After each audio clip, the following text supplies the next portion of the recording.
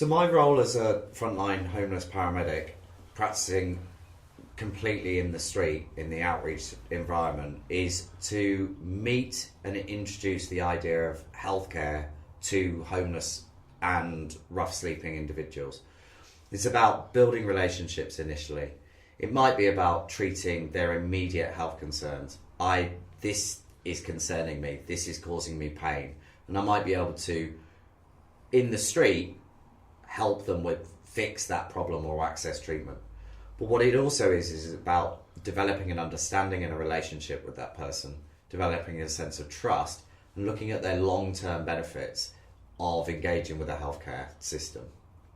It's well known that homeless people have chronic health conditions, struggle to access healthcare, are very distrusting of healthcare settings and healthcare providers, have lived through bad experience, and due to their traumatic experience, find accessing support a real challenge. Due to that, healthcare is not on their priority list, and other things interfere with that, which means that their health becomes a detriment to that experience.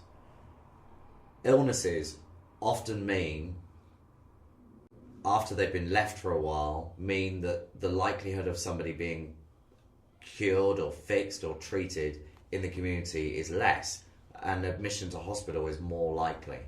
So having a halfway house between the streets and hospital, where people can get safe, professional support with their health and lots of other issues around their welfare and their housing and maybe their education, is a real help. And it's the same coming out of hospital. We spend a lot of time and resource in hospitals bringing medical care to homeless patients.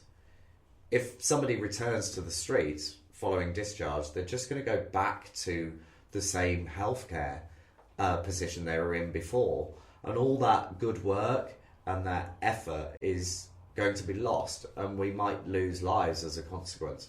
So having that halfway house again coming out of hospital hopefully enables the good work that's been done in hospital to be built upon, and that person can then be empowered to move on to even more independent living.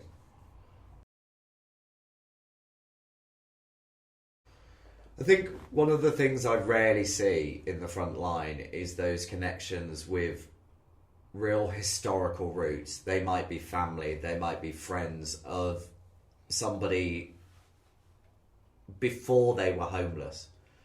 And I've seen a couple of people come through this scheme and make those connections back with family and friends from a long time ago.